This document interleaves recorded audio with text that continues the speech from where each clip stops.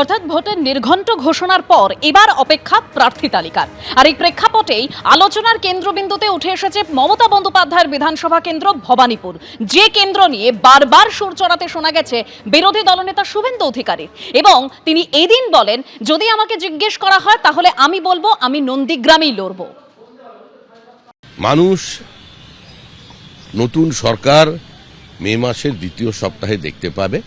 ৮ দফায় কমিয়েছিল ৭৭, এবার ২ দফায় সেটাও কমে ২৭-এ দাঁড়াবে। আর ভোটের নির্ঘণ্ট ঘোষণার পরই হুঙ্কার দিয়েছেন বিজেপির সর্বভারতীয় সভাপতি নীতিন নবীন। তিনি বলছেন, পশ্চিমবঙ্গ, তামিলনাড়ু ও কেরলে সরকার গড়তে চলেছে বিজেপি। অসম, পুদুচেরিতেও ফের সরকার গঠনের পথে বিজেপি। আসন্ন ভোটের জন্য প্রস্তুত এনডিএ ও বিজেপি, পোস্ট করেছেন নীতিন নবীন।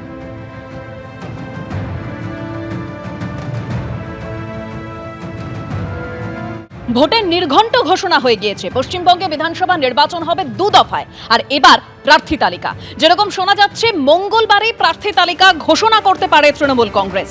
একই দিনে প্রার্থী তালিকা প্রকাশ করতে পারে বিজেপিও। প্রথম দফায় ১৪৫ জন প্রার্থীর ঘোষণা করতে পারে বিজেপি। প্রার্থী তালিকা নিয়ে জরুরি বৈঠকে বিজেপির রাজ্য নেতৃত্ব শোভিক ভট্টাচার্য, শুভেন্দু অধিকারী, সুকান্ত মজুমদার, ভূপেন্দ্র যাদবের উপস্থিতিতে বৈঠক হয়। কাল কেন্দ্রীয় নেতৃত্বের সঙ্গে দিল্লিতে বৈঠক, থাকবেন শোভিক, শুভেন্দু, সুকান্ত। কালই প্রার্থী তালিকা প্রকাশ করবে বামেরা।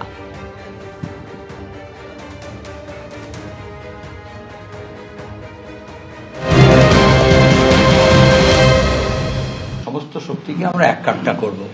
তার আগে বামফ্রন্ট এবং বামফ্রন্টের বাইরে যে বামপন্থী ব্যক্তি গোষ্ঠীর দল আছে তাদেরকে সংহত করব। আমরা সে কাজ করেছি।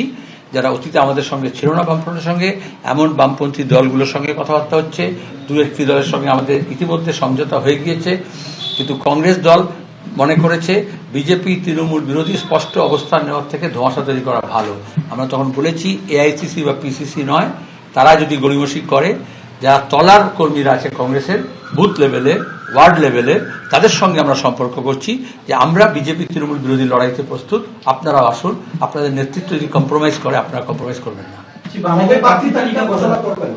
আগামীকাল করতে পারি। আজকে ভোট ঘোষণা হয়েছে, আমি নেহাত আমরা বাইরে আছি, জেলায় জেলায় সফরে আছি রোববার দিন বলে, তো আমরা আগামীকাল করে দেবো। ২৯৪টা আসলে ভোট হচ্ছে। এই ২ দফায় যদি ভোট হয়, আমরা ২ দফায় প্রার্থী ঘোষণা করতে পারি, ১ দফায় করতে পারি।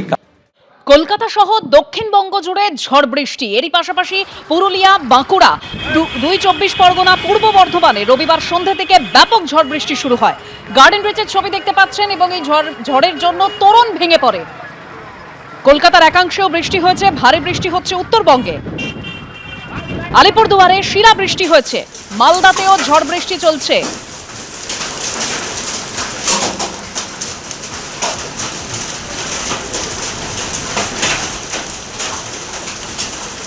আলিপুরদুয়ারে শিলাবৃষ্টি হয়েছে, সেই ছবি দেখতে পেলেন। এবার মালদা, সেখানেও ঝড় বৃষ্টি চলছে। আগামীকালও উত্তরবঙ্গে ভারী বৃষ্টির পূর্বাভাস রয়েছে। মঙ্গলবার পর্যন্ত রাজ্য জুড়ে বৃষ্টি চলবে বলে জানিয়েছে আলিপুর আবহাওয়া দপ্তর। সোমবার থেকে দক্ষিণবঙ্গেও বৃষ্টির পরিমাণ বাড়তে পারে।